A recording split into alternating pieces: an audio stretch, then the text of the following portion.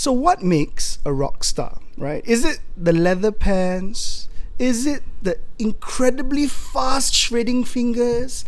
Is it the rock note that they can hit C sharp? But what if I told you, right? What makes a rock star is not the rock star itself. There are virtuosos behind the scene who is able to help create that tone for those guitarists. There are virtuosos who are able to take a 200 ringgit instrument and make it sound like it's blessed by the guitar gods themselves. And guess what? I've got one of those virtuosos with me today. We've got Hansen on the show today. So what's up, Hansen? How's it going? Hey, it's good, man. Hey. Thanks for having me here, Emil. Hey, most welcome, man. So guys, welcome to another episode of Find the Real, why I believe everyone has a story. It doesn't matter what your background is, what your career is, what you do for a living. You all have an interesting story, and my role is to get those interesting stories, not just for your entertainment value, but for you to also gain learnings and experiences to better yourselves. And speaking of bettering yourselves, here we have Hansen with us, who is not just a guitar tech who fixes your guitars and make it sound even more better. He's also a guitarist himself. Yeah. All right, so Hansen, why don't you just tell us a little bit about yourself and your background, right? Tell me how you grew up. Okay, so I'm a Chinese Malaysian, so I just grew up just like any Chinese Malaysians, you know. And even tougher than most, I went to Chinese independent high school, which is like, you know, according to John La, it's like a jail. Why is that though? Why is Chinese independent school like that? It's so strict. The academics, the syllabus are so like squeezed up. It's like a compressor, you know. Just compress everything in the 6 years, brother. It's crazy. Yeah. So I'm in a very like, it's not harsh, but it's like very like squeezed education. Like you have to know a lot of things in a very short amount of times. Okay. Yeah, that's how I grew up. Yeah. But that's where I found the passion to learn guitar as well. Oh, and in school? During school, but not in school though. Because Okay. I started learning guitar during my school days. Okay. I feel like I transfer part of that, I think, in my world, you call excellence, to guitar playing as well. Yeah, so I started learning guitar during, I think when I was 15, now I'm 26, brother. Okay, so when you started learning guitar, did you start learning formally, or were you one of the YouTube generation? How did you pick up playing the guitar? Funny enough, it's both. Okay. So I was very, I don't know, a bit slightly rebellious. So I love watching YouTubes. I was super big time. I would sit in front of my computer for like the most of the days. I'll come back from school, sit in front of computers. I'll just listen to all the craziest maniacs out there playing guitars. So who are these maniacs? Who are you watching to a lot? Oh, yo, brother. The first one is Steve Vai, brother. Hey, bro, we all know. Yeah. For the love of God, baby. Yeah. For the love of God, I'm surrendering now. Oh, yeah, man. So, you know, it's not a good introduction, bro. I gotta tell you, it's like as a Christian guitarist. Okay, so the background to that is I started learning guitar because I want to play for my church. So that was the start of it. You wanted to play for your church. Yes, yeah. But normally when you want to play for church, right? Normally you listen to Jars of Clay and all this kind of bands. So how did Steve Vai enter your body? Yo, you know, it's a funny story because the first guitar I bought is Ibanez. Oh, same, man. My first guitar was a RG270 MIJ, made in Japan, baby. Yo, but mine is a Giola. Humble beginnings, brother. Yeah. And then I start researching like which guitarist out there plays Ibanez. The first one is Steve Vai. So my mind just got tainted, man. It's like how he just abuses the guitar, man. And you know, I try to do it in church. People are like, "What are you doing with guitar, man? We are here to lead people to God, man, not lead people to you, bro." That doesn't sound like worship music to me. Yo, no, just kidding. But yeah, it started that way, and day and night and day, I'll just sit in front of the computer, just listen to Steve Vai, and I feel like that's where my chops come from. Okay. Yeah, I'm not attracted to him because of his technicalities, but more like how he expressed himself through the instrument.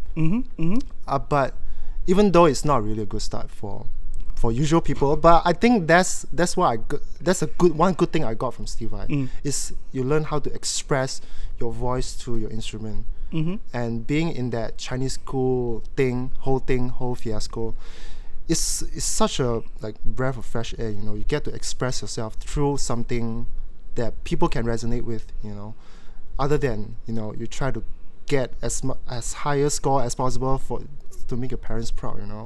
Another way to make them proud is you express yourself through a sound that they could resonate with. So that lands on to my next question. It's like you're following it exactly, right? So here you are, Chinese school educated, right? Where the pressure is so high, where the focus on academics is really there, right? But you decided, hey, you know what? I found my calling. It's music. I wanted to play in church.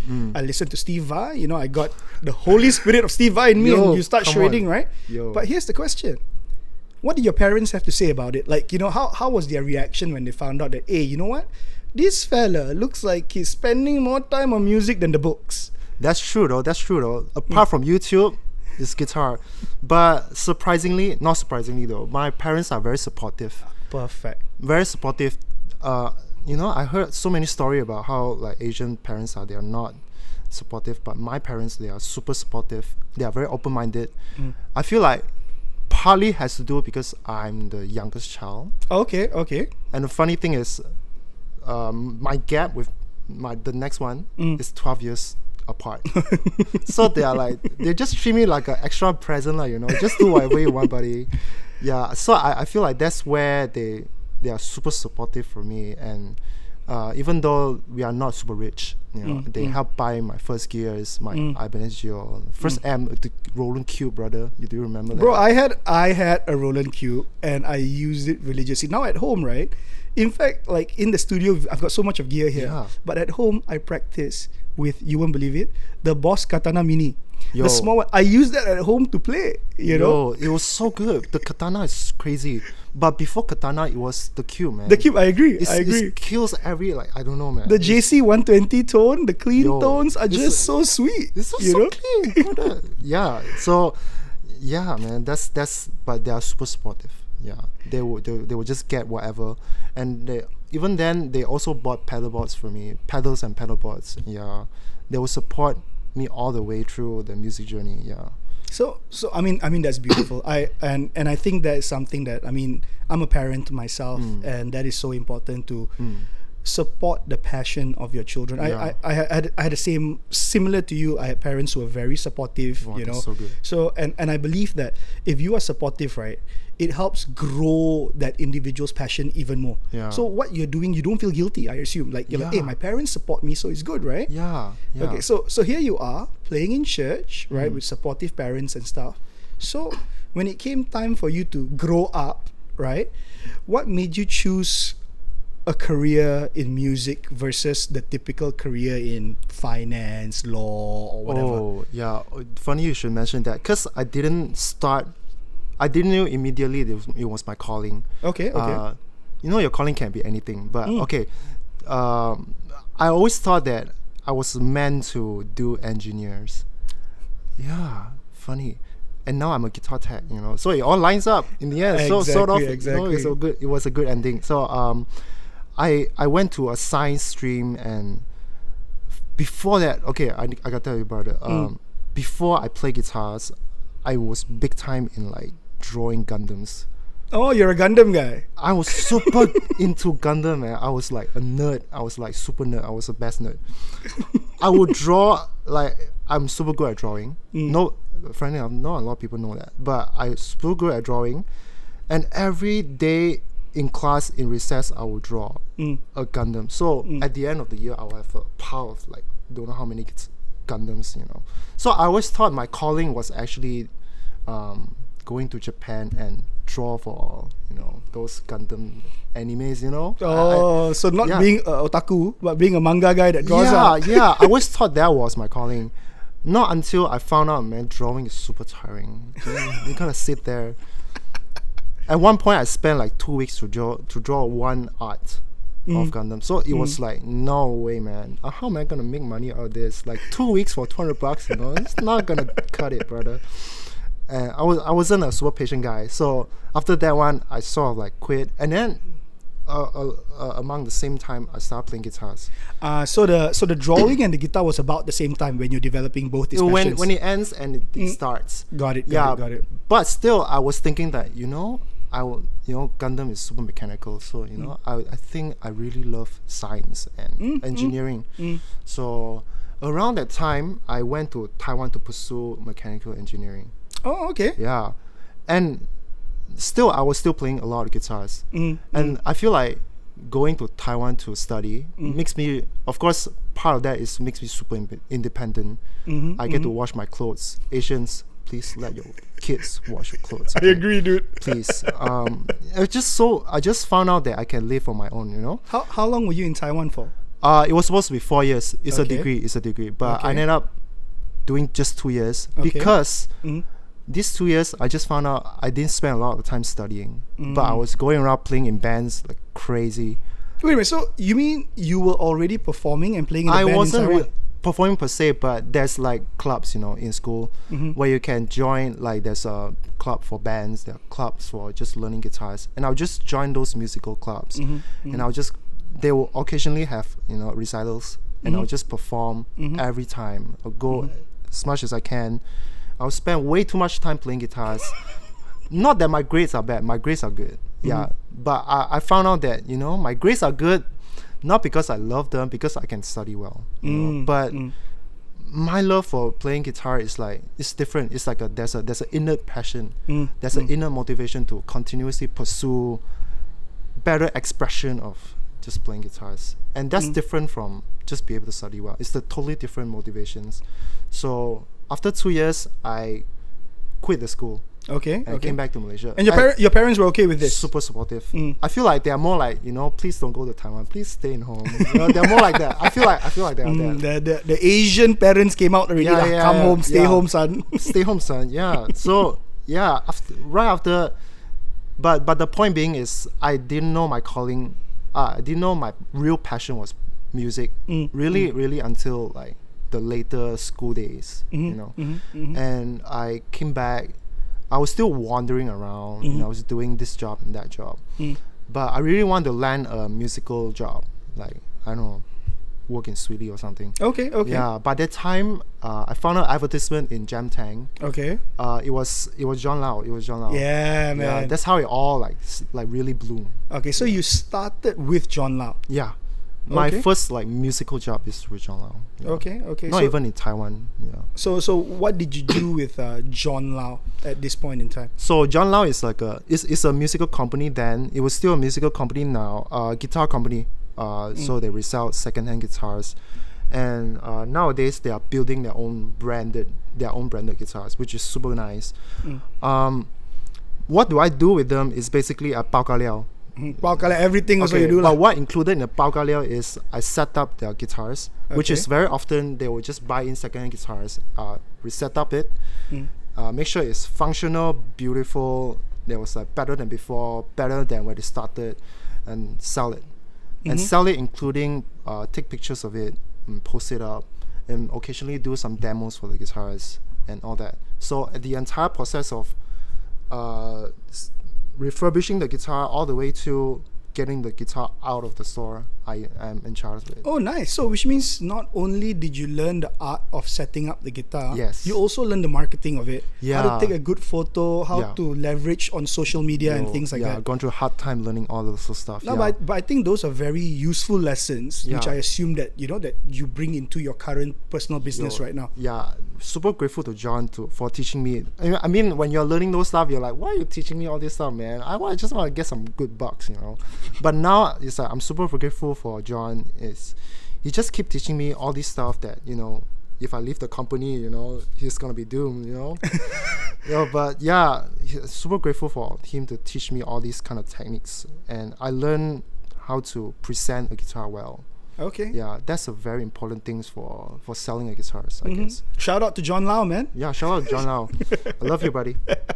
Love you, brother. So that's the thing. So when you decided I wanted to do something with music, you saw that ad on Jam Tank and John Lau was hiring. So you went in. How did you learn I mean, we'll about the whole taking pictures, marketing, and presenting the guitar, that's separate. But more importantly, the technicality of guitar tech and guitar setups. How did you learn it? I feel like before I even go to John Lau, I already have a sense of this whole guitar technique, because I'm an engineer, so I used to like set up. I do quote unquote setup because I wasn't really setting up. I was just changing the strings. But then there I learned how the whole mechanism of the guitar works, even before John. So when I started joining John, JL, I learned how to like the full extent of the entire, not just a guitar setup. It's like how to build a guitar well. And he would taught me all these different things of like string heights, string action. It's more than just string action. Actually, the break angle makes a difference. And I later on learned that why are we always want the neck to be straight and want the nut to be low? Why is that? What sound it creates, and that's the art behind it. It's not just the feel of it, but what kind of sound you're looking for. And later on, we learn refret and all that, and everything about a guitar. So every single details, every single bites of the guitar has something to do with the sound you're trying to produce and the feel you're trying to, like PRs always say, you put 10 in, you want 9.9 out. Yeah. That's the thing with guitar setup. You're trying to make like a piece of wood and some strings, and you want to put in 10 in, you want like 9.9 out. Yeah, I get it, dude. I mean, as a that's guitarist, the art of setup. As a guitarist myself, like the importance of a guitar setup is something that you shouldn't ignore, right? Shouldn't. Yeah. I've had guitars which I thought were like non-salvageable. Right. Yeah. I've sent it to a few techs, and it's just a matter of, again, these are things that I can learn online, but I rather get a professional who knows how to do it to do it for me, right? And the difference is night and day. Like I mentioned earlier in the podcast, right? You can make a 200 ringgit guitar sound like it's blessed by the guitar gods, and all you need is a good setup. Yeah. I mean, I believe in that as well. Yeah, I believe in that too. Yeah. You're right. Nice. So here you are, learning the tool of the trade with John Lau guitars, right? Learning the art of setup, the art of presenting a guitar, right? So what then brought you to a decision of, hey man, I'm going to start my own business? What happened? Okay. This is I don't know if it's gonna deliver a bad message or what, but in the end of the day, I really want a really good flexible schedule. So yeah, I mean, I feel like that's the entrepreneur businessman side of me lah. I just like having my own days. Yeah. So, and then I started developing, throughout working with John, I have some friends lah who knew me as a guitar tech, a guitarist, whatever. But at some point I feel comfortable, like John, I really want to do this on my own. Yeah, I hope you understand. So in the end, I came out of it and I started like working crazy. I put myself out there to market myself as a guitar tech.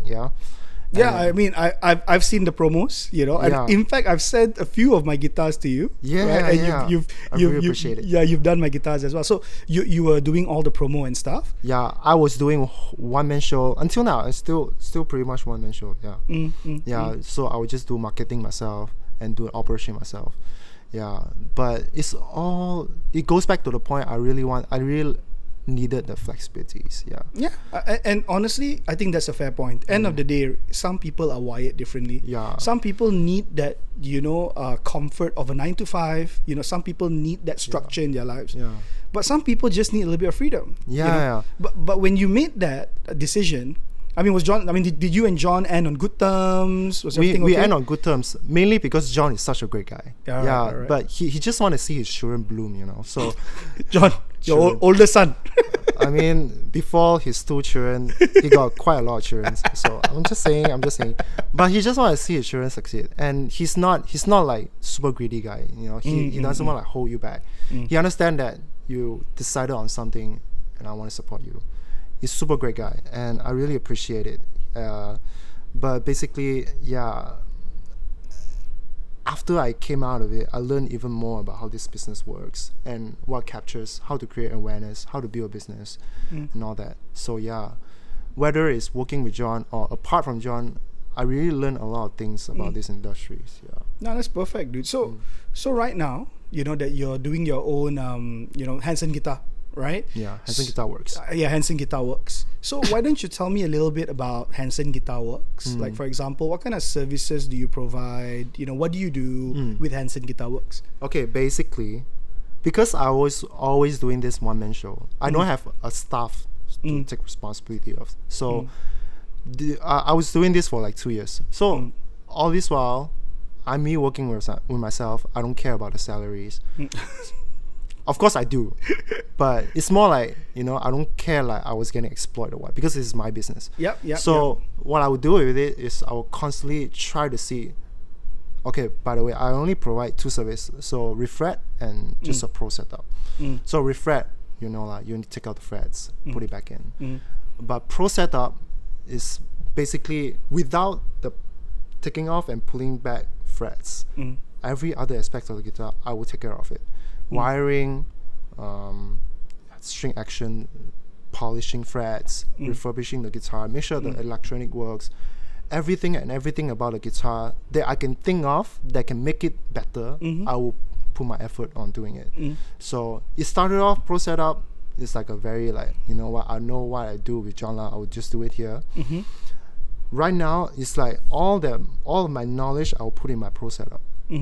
So if you ask me what I put in my pro setup, it's like all of my brain juice I can put on, I'll put on it.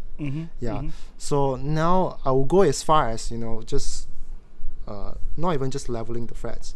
I'll level the fret edge, and I'll redo the fret edge, and I'll make sure like all the entire fret itself. At one point, I even take like a micro camera and take pictures of my frets to make sure that it's actually just as clean as an angel, brother. Yeah, I mean, so for the non-musicians out there, correct me if I'm wrong, you round a fret edge of the guitar so that, when you move your hands across the neck of the guitar, it's comfortable, it's not sharp, right? I mean, that's the main purpose. That's the main purpose. And mainly when you go across the fret, you don't want to feel like you're going through bumps. I mean, if your car go through bumps, your suspension is going to die one day. If you go through like fretboard like that, your skin... it's gonna cut your motivation, first of all, which is such a bad thing. You see, and that's a great point, right?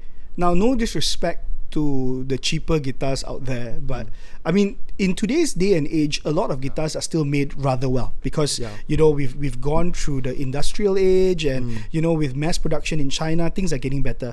But there are still occasions where you get an El Cheapo guitar, and when the fretwork is not great, when it doesn't sound good, when the action is like 10 feet high, right? You pointed it out. That's an amazing word. It kills your motivation to learn.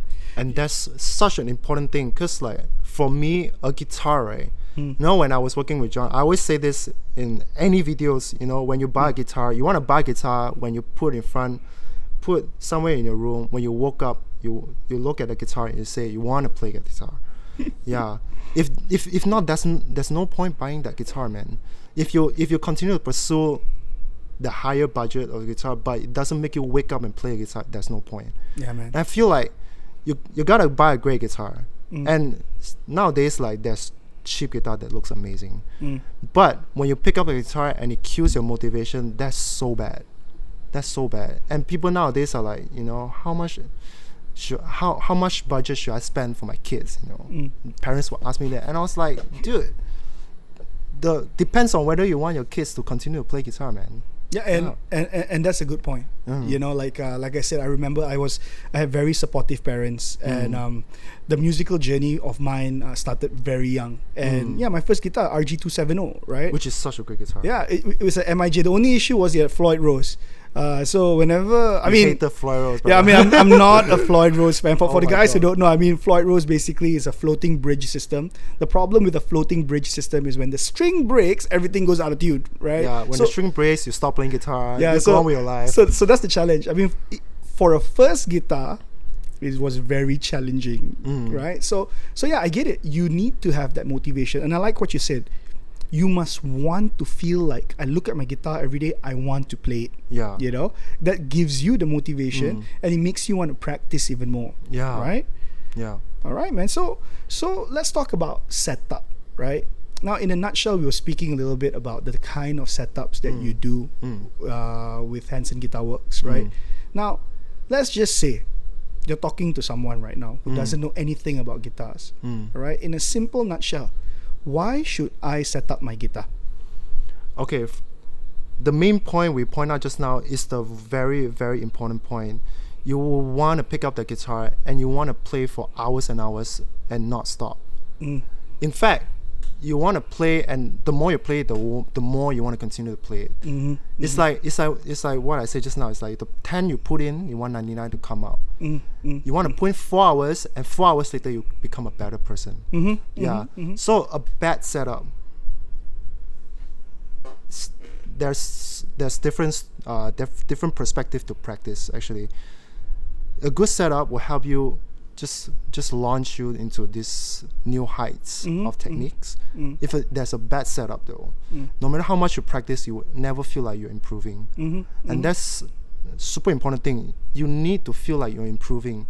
It's like a placebo plus a reality thing. You need to feel like you're improving to be improved. That's why I learned playing a guitar. That's why I always encourage people to start on electric guitars. Okay, just a sidetrack. Because it's so hard to press on acoustic guitars. And acoustic guitar nowadays are still like this. Right out of the factory, they're super high setup. So people are always like, if you want to be a good guitarist, start on acoustics. That's correct. And I'm telling you, if you start on acoustic, 10 students, 10 years later, just like 1 student still playing. And that will be a very good numbers already. But if you start on electric guitars, you started on 10 students, maybe like at the end of the 10 years, there will be 5 students still playing. And the other 5 students, they are not bad players. They just found something better to do. Yeah. So it really comes back to, if you started something easy, it propels you to actually reveals your true potentials.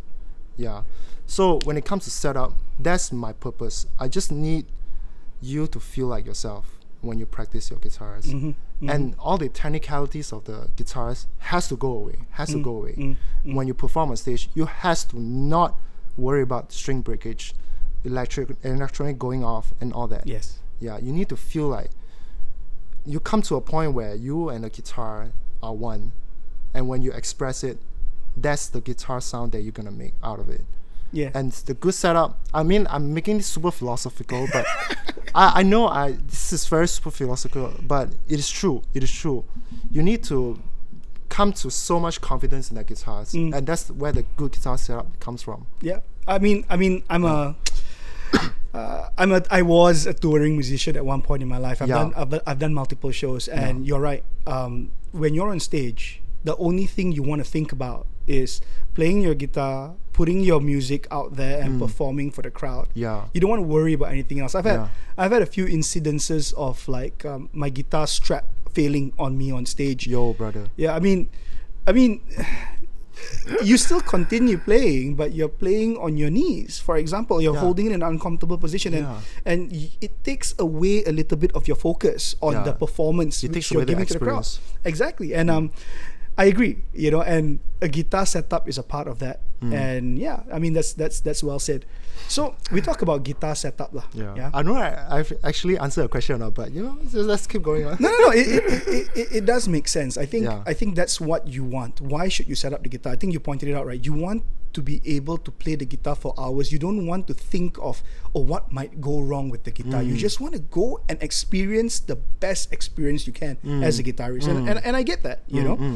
A lot of people tend to take guitar setup as it's not so important lah. Well, but actually, if you take a little bit of time, right, you can choose to spend money, send it to a guitar tech, it's easy, or you can choose to learn it on YouTube, up to you, and you can set it up yourself, which a lot of people do as well. But spend some time, have your guitar set up right, and trust me, if you are a guitarist, it will change your life. That's what I think. It will change your life, brother. Yeah. So let's going back to guitar tech lah, being a guitar tech, right?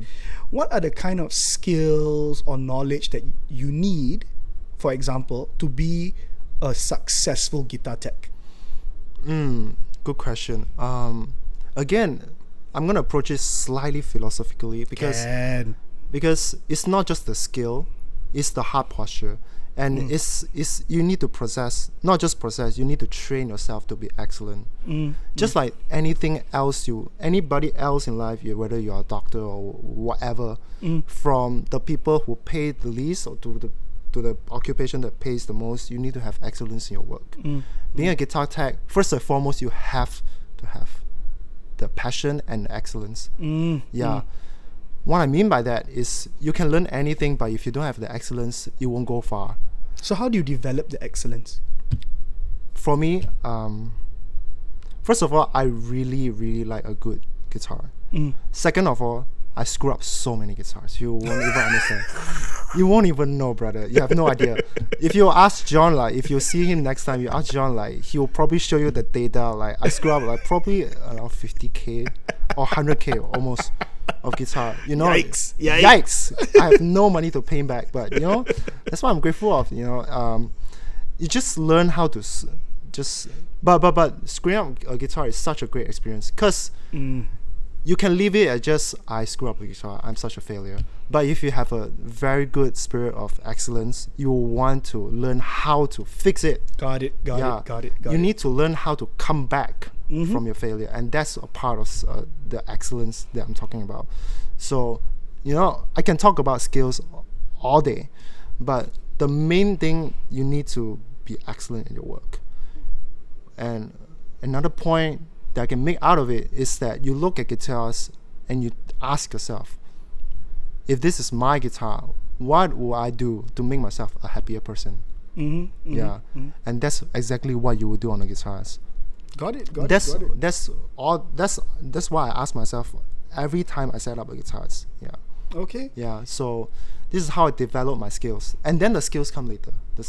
So it's all about, now I get it, passion and excellence. You know, just make sure that if you have that spirit of wanting to be excellent, of improving yourself all the time, giving the best to your customers, I assume that's the most important skill that you need. Being first and foremost, you want to provide the best for yourself first. You want to stand in your customer's shoes, and so the first thing first, if you want to make yourself happy, got it. You want to know how you make your customer happy, you make yourself happy. Got it. Put yourself in your customer's shoes, right, and imagine that, hey, I want to make him happy. Right. I get it. You know, so let's say you've been doing this business for a while. What are the biggest complexities or challenges that you faced running this business as a guitar tech? Oh, good question. You mean like a biggest hurdle or something like that? For me, very luckily, it has been quite a good journey. Okay. Of course, I still screw up some guitars. The biggest hurdle is screwing up people's guitars in this business. That's why sometimes I want to quit, because like you don't have the money to pay the person back, man. So this is the biggest hurdle for me, is how not to screw up somebody's guitar, but at the same time, if you screw up, how do you come back from it? And you have to come back like great. So if you put a dent on a customer's guitar, how do you make it seems like it's no dent? And that's the worst few days you ever feel, but after that you learn so much more. And you propel your business. So I have a staff now. So you do? I have one staff. Okay. It's not like really a staff, it's just a friend. When I first interviewed him, I would say, you know, in this business you'll screw up a lot. And you know, trust me, you'll screw up a lot. And if you tell me you're not going to screw up, you know, please don't work for me. But I encourage you to not screw up, but also I encourage you to screw up, because that's where you learn the experience. I heard this quote somewhere, you know, the best knowledge you will get is the one you get, not the one that handed to you in a silver plate. Yeah, so I mean, I can teach you how not to do something, but sometimes, occasionally, if you happen to do it, please make the most out of it. Yeah, you learn the most from your physical experiences. Yeah, and the failures. Yeah. So my biggest hurdle is my biggest propellers. So we talk about the biggest hurdle and things like that, right? But let's go back to your business. When it comes to like guitar modifications and things like that and setups, right? What is your go-to setup, or what is the one modification that most of your customers want you to do? or the ones that that you've done the most in your history of being a guitar tech and servicing guitars? I see. I haven't been in this industry long enough to be known for something, but you know, I take very good pictures. I've seen his pictures. But I would want to be known for my refrets. Yeah, I mean, a refret is like a kind of a level of guitar tech where you are like, you know, I'm super proud of this technique, you know, because it takes so much time to do it. And one of the best in the industry is Stephen Chi. Yeah, this guy called Stephen Chi. Okay. Other than that, Jala did very good refrets. Okay. And Guitar Hospital also did very good refrets. I've done a refret with Jovis once. Yeah. So Jovis is very good. He builds his own guitars. Oh yes, he does. Tyrone guitars. You know, shout out. Yeah, so good. So that's the thing about the industry in Malaysia. It's, if you're in the industry, everyone kind of knows everyone, and it is. Okay, I believe it's not a toxic industry. I think we try to help each other out as much as we can. Some people take advantages of other people's good grace sometimes, but it's actually a very supportive industry. Yeah, I feel like our guitar community has been super good. It's like a very good industrial example to all the other industries. Yeah, I mean, for a community to grow, for industry to grow, you need to support each other. You can't come out as a monopoly at the end of the day. You never take this industry and grow as a monopoly. You have to grow as a community. So what was the question again? No, perfect. We were just talking about the specific guitar modifications. What's the number one thing that people normally ask you to do, or that you do very well? You're talking about how you want to be known as the guy who can refret. Yeah. For me, I'm really proud of my refret right now, and I want to be known by it. But at the same time, this is what I will talk about. Like, what's another difficulties of the industry is like, there's only so much about a guitar that you can be known of. The next big thing is refinishing. Yes. Okay. If you are more passionate about guitar than anybody else, the next big thing is making a good sounding pickups, you know. So there's not actually a lot of things about a guitar that you can be known of.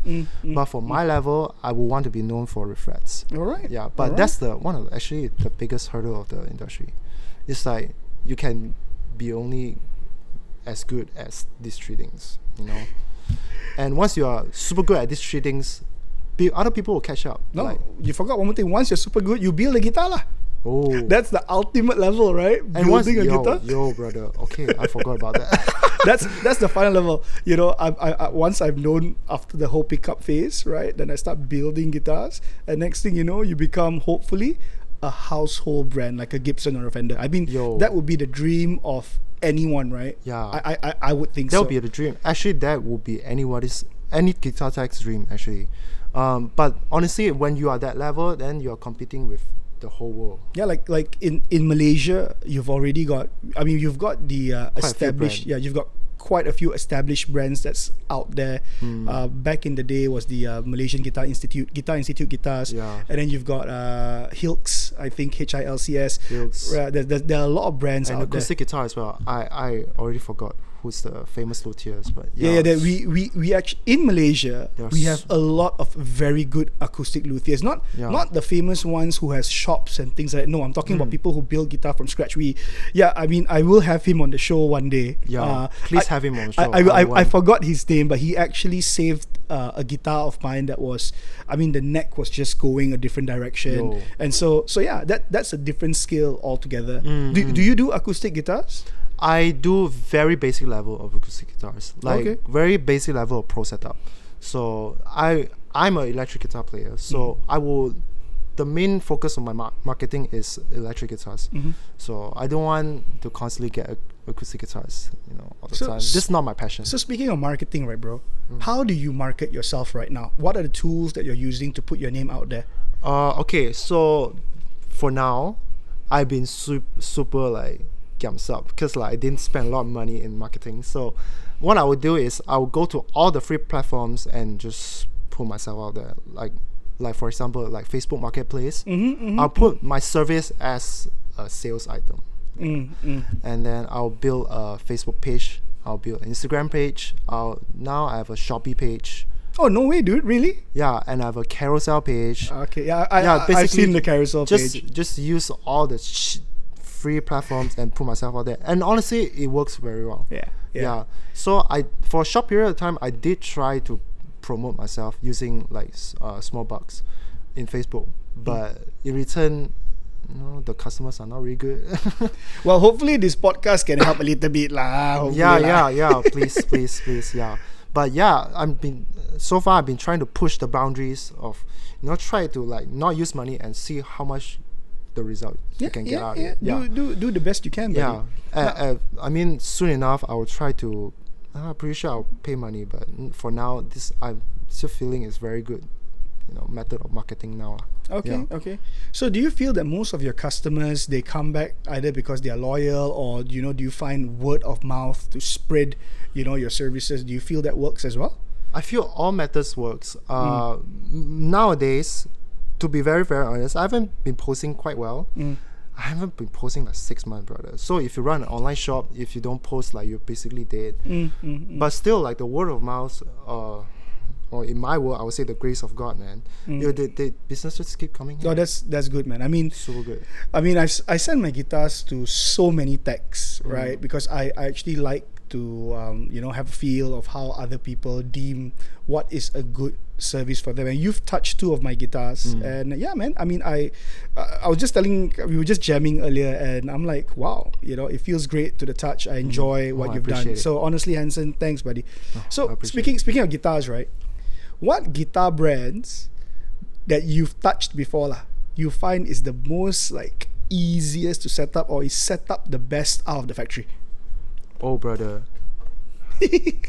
You got to me into a bad position, man.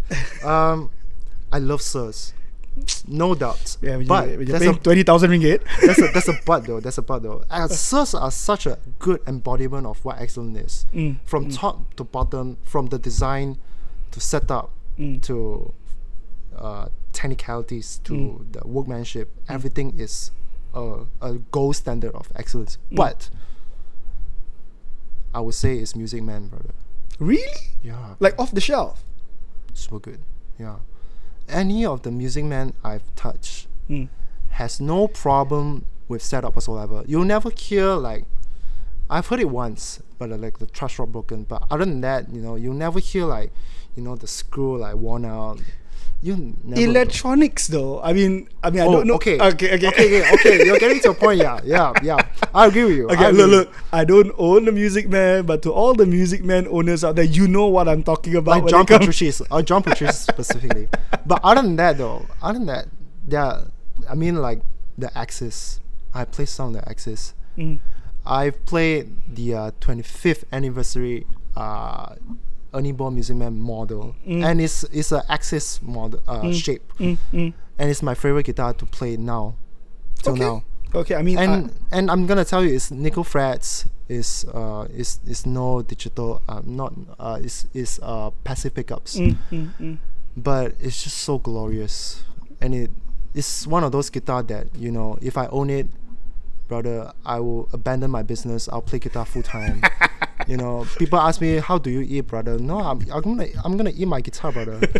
Every time I play the tone, it just comes out to my nose, it's just like a fragrance, brother. It's like, oh, somebody like burning incense on the altar, man. But other than that, it's Sir, man. Sir is so good. All right, so I mean, I've never played a Music Man before, so looks like I got to put that on my bucket list, lah. If you happen to find a 25th anniversary, just go look for that person. Just beg. Can you give me like 2 hours? 2 minutes, bro. 2 hours too. Man, dude. I mean, that's perfect. So, what are your future plans? For yourself in this business. Okay, I'm very passionate about this whole guitar tech things, but at the same time, I will want to build something for myself. I actually very passionate about making videos. It's just that I dread editing videos. I really dread. When I turn up the Premiere Pro, I want to go to sleep, brother.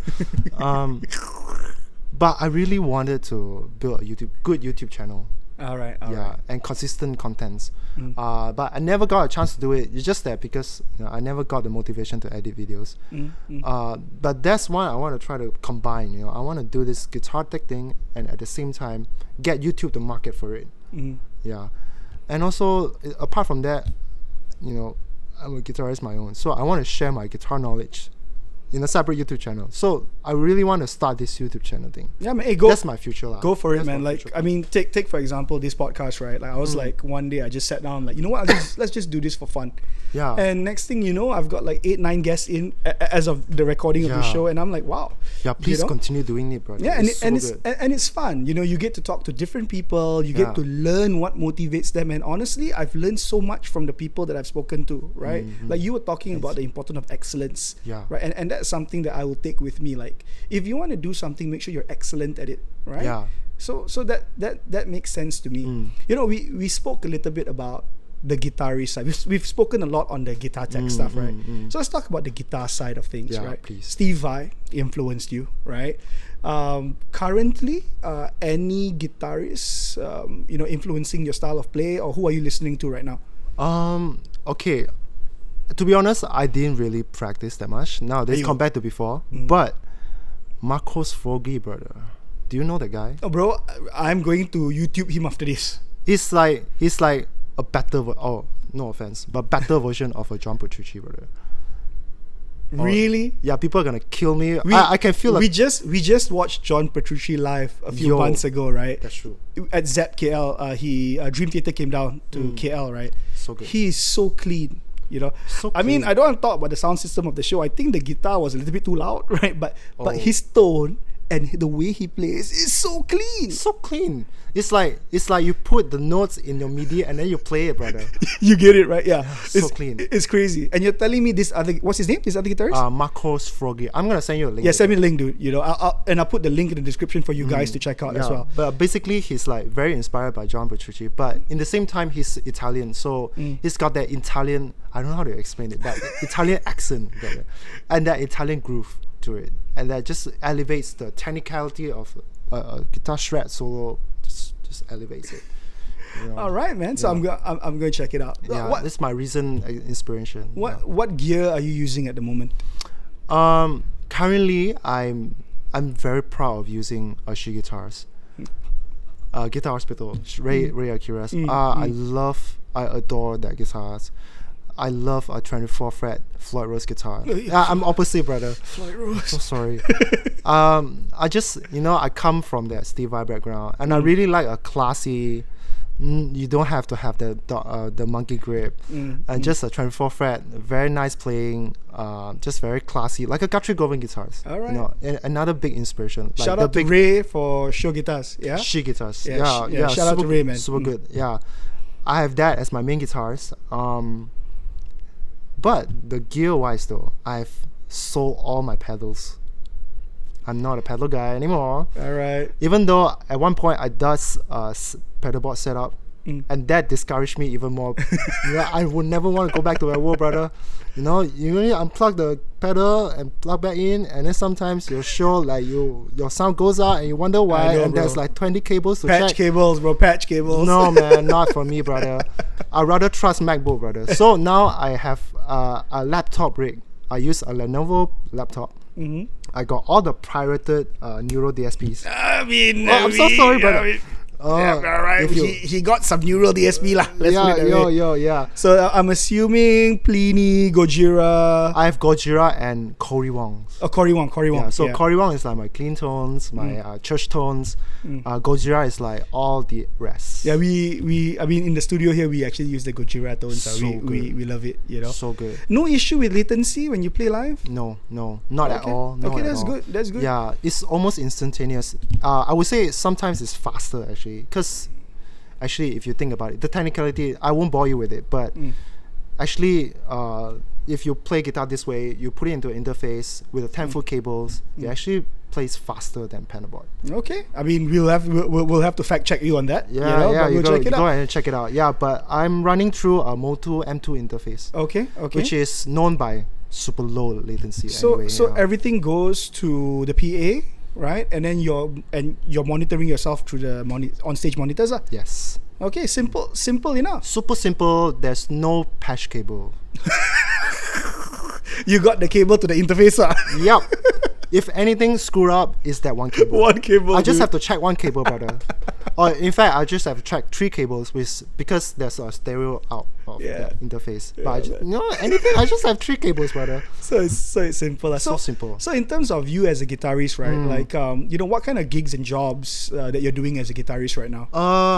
I really love demoing guitars. Oh, nice. Because it goes back to the point where I really love my own time. So I would love to session for people, but I would love even more to demo a guitarist where I sit by myself and just study that guitar and then just learn what it is to bring how to bring out the best of the guitar and record a song out of it. And have you demoed any guitars? So far? I've demoed quite a lot of guitars. I demo like some chords from guitar stores. Yeah. And I demo gel guitars. Yeah, I had a chord. The Les Paul, the 280 SP, I think it's called. It comes with what do you call it? JB and Jazz pickups. Oh, bro, that thing is hot rodded like you wouldn't believe, man. Yeah, brother. For the price, that's amazing. It's amazing. Guitar store, call me up. Yeah, gotta go try it out, brothers. Yeah, some chords, some gel guitars. Yeah. That's about it. But I did like mainly these 2, but a lot of it. All right, man. All right. Yeah. So you're looking at the world of demoing guitars, trying to bring the best out of the guitar. Yeah. All right, man. I mean, hey, look, honestly, it's been a good session today. I think before we end, we got to talk about some fun stuff, right? I've prepared some fun questions. All right. Come on, show me. Okay, what guitarist would you like to have a drink with? Doesn't matter if he's alive or dead, lah, right? And why? And what would you discuss about? Okay, so let's go through my main inspiration. Guthrie Gowan, Steve Vai, Matthias Sato, now Marco. The one guy I want to sit down and drink with is Steve Vai, brother. Not because of I won't sit down and discuss guitar with him, but he's such a philosophical guy. I get it, dude, and I see that from you. So you also quite philosophic, Yeah, brother. I learned it from the guy, man. Yeah. So I want to just sit down and have a good lunch with him and just talk about everything, like everything in the brain. All right. Yeah, man. not the guitar though, the guitar. Yeah, because if you think about it, like all the other guitars, they are not really philosophical. I get it. Steve Vai though, yeah, he's got this mind. I'm just looking for a good quality time. I don't know. I don't know if you were around, but many years ago, I actually watched G3 came to Malaysia. Brother. So I watched Steve Vai, I watched Eric Johnson, and I watched Satriani live. Oh my god! I mean, no disrespect to all the guitarists, but Eric Johnson, for me, amazing. I know, opinion, brother. His brother. tone, his fingers, and his string skipping, phrasing, big words. I know if you're a non-guitarist, but yeah, brother. For me, Eric Johnson is just one of those guys. Oh my god! I love Eric Johnson. I started with, of course, the Lovey Dovey. Cliffs of Dover lah. Bro, if you're a guitarist, that is the 4th dimension. If you can count team Cliffs of Dover, you're there. You're there already, brother. So speaking of skills, right? As a guitarist, what's your one go-to skill when it comes to playing? What's your favorite thing to do? Okay, I would like to be fluent in all, but currently the one skill. Okay, the one skill I find it super easy to do, but everybody struggles with it is hybrid picking. Oh, yeah, bro. Yeah. I'm one of those people. I have no idea how God did this to me, but I think I started out learning picking usual people, and then I started playing Matthias Sato stuff. Yes. And then I try to combine this one pick, one finger, boom. It's just work like a magic, and everybody's like, "How do you do that, man? Hybrid picking? How do you do that?" But I don't know, man. Oh man, yeah. I mean that's awesome. I mean, for me, the challenge I find is hybrid picking and sweep picking. These are the 2 biggest challenges for me. But for me, if there's one thing that I will do 100 times, right? If there's one thing I'm known for when I'm performing live, is my pinch harmonics. I'm not Zach Wild, but my pinch harmonics is my trademark. Come on. And you know what I find really very fun about hybrid picking is because I struggle with sweep picking my entire life. I still struggle with it. You get it, right? Yeah. And to counter it, I hybrid pick. Exactly. Because I got more fingers. Bro, I'm going to practice this later. Yo. So, let's say if you could design a guitar, right? What kind of guitar would you design? And what brand would you call your guitar? Okay, first of all, I'm a 24 fret Rose. So, in a world full of Strats, and Les Pauls. I would want to be known for a 24 fret Florals guitar, man. All right. Yeah. What's the brand going to be called? You know what? That's the one thing I struggle a lot. Because there is a guitar brand out there called Hansen guitars. Got ah? Yeah. Oh. But it's a Hansen. Ah, okay. And it's another strap builders. Okay. So how is he not known for a 24 fret, brothers? Yeah. If not, I'll partner him up, man. Like to invest in your company, brother. Yeah, but I don't know, man. I don't know how to call my... Maybe like Grace guitars.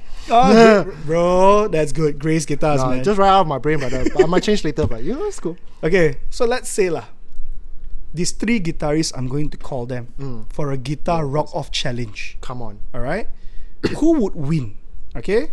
The first one, we just spoke about Steve Vai. All right? Matthias Asato, which you like. Eric Johnson. If these 3 on stage, guitar rock-off, who will win?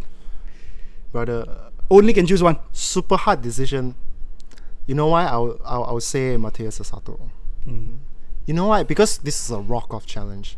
I feel like, all 3 of them, they rock. But they rock in different styles. And I feel like the circular rock image we have, Matthias Asato, man, if you see his performance with Ben Camino, he's like that charisma, like, or the Holy Spirit of rock upon him, brother.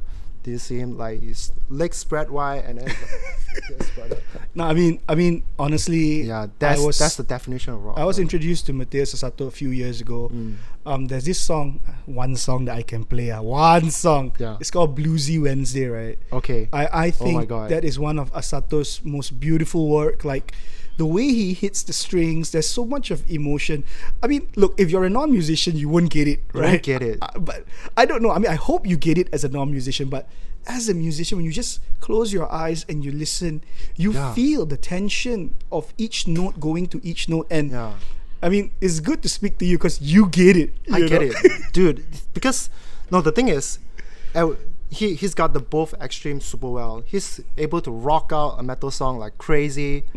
And he can go back to his room and sit down and play those like tear-jerking melodies. Yeah. And because he's a big influence, he's super influenced by Megadeth, brother. Huh?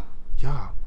Okay, Marty Friedman, Megadeth. Which guitarist influenced him? I think the Brazilian one. What was the Ibanez artist, I forgot. Okay, we'll add that in the description later. We'll put it. Super big influence on Megadeth. So when it comes to Megadeth, I think Marty Friedman, right, is just next level. His note selection, the scales that he uses. Another guy that perfects his voice, brother. Just like Steve Vai. When you heard Steve Vai, it's Steve Vai. When you heard Marty Friedman, exactly.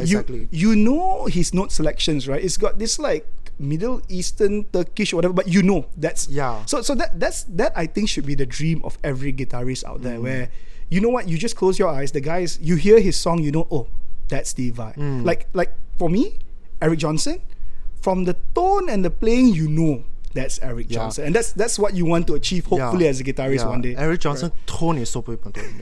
Yeah, so I get it. All right, so last question is, all right, I mean, I ask everyone this question, bro. Okay, please. What are the 3 best things for you to eat, and where can we get them? Oh, brother. I'm a foodie, bro, so I have to ask you this question. You threw me off, brother. I'm a big ramen guy, brother. Ramen? Do you where you can your ramen? So for the Malays out there, I'm so sorry. The pork ramen is the ramen. So, okay, where? But if you are Malay, I know many people don't like this, but I really like ramen Serok, Serok, the chicken ramen in Damansara. Uptown, yes, I know. It's but good. If you are non-Malays and you want the best taste in your mouth, go Kambe ramen. All right, so you've got ramen number 1. What's number 2? Oh my god. I think everything else is like the flat out same, man. I love burgers. Okay, where's your best burger? I just had this conversation. Where's your best burger? Okay, Ramly Burgers right outside my house. If you want, done, bro. Burger. If you want, you just come to my house. I'll make you a lunch. Make you a dinner. But the best burgers I've eaten so far probably has to be Five Guys. Okay, well, I mean, I had the same discussion with another guest a few weeks ago. I am not a Five Guys fan. You're not. I mean, personally, I feel that, okay, put the price aside, right? I spent 60 ringgit for lunch, but honestly, for what I paid, or putting the price aside, I think there are better burgers out there. But no disrespect, Five Guys. I'm going to go again and eat. But all right, so you've got Five Guys. The Five Guy thing is you need to go up Genting and have one. Oh, Genting. I went to Pavilion. The cold, cold weather. You know what? I'm going to go to Genting instead. But other than that, the second one is Spades Burger. Spades. Yeah. So, Spades is super good. what's the third one? What's the last one? Brother, you're making me. Bro, I'm hungry. You're hungry, man. Aglio olio burger. Oh, nice. Yeah. A nice, simple aglio olio pasta. Where can we get this? Okay. So the funny thing is, I got my best impression through this shop called Sis & Co. in Kayu Ara. Okay, Kayu Ara, Sis & Co. All right. Sis & Co. Sister, okay, Sis & Co. But they renovate the shop. They changed the name. I don't know whether it's still Sis & Co. in the core. But last time I went there, they changed the name. And when I try out the aglio olio, it doesn't really taste the same anymore. So, brother, I don't know whether I still like aglio olio anymore, man. Brother, all right, man. But I'm still in search of the best aglio olio. All right, so guys, if you do any aglio olios, just let Hansen know. Please let me know. Follow me on Instagram, please. All right, so shameless plug. No problem. So speaking of shameless plug, we're going to plug you now. So I mean, Hansen. End of the day, right? I mean, again, thank you so much for being here today. Thank you so much for having me here. Hey, most welcome. And honestly, I learned quite a bit about you as a person, what motivates you, and what a guitar tech really does. I appreciate it. So let's say if you want people to contact with you or connect with you or want to learn more about inquiring about your guitar tech services or about you as a guitarist, so how can people contact you? Okay, two main ways. Just go to my Instagram. My tag, super simple. Hansen is me. How can you screw that up? Hansen is me. Okay, there's no other Hansen. Okay, there are. Facebook. Just type in Hansen Guitar Works. All right. Hansen Guitar Works. Okay. I mean, we'll link everything on the description. Yeah, so I'll give you all yeah, again, thanks for being here, Hansen. Appreciate it. I really thankful for having me here. Most welcome, buddy. And guys, thank you for staying on and listening to this episode. Till the next episode, have a good one, guys. This is Amil Khan from Find the Real, where I believe everyone has a story. Catch you next time. Peace. Have a good day.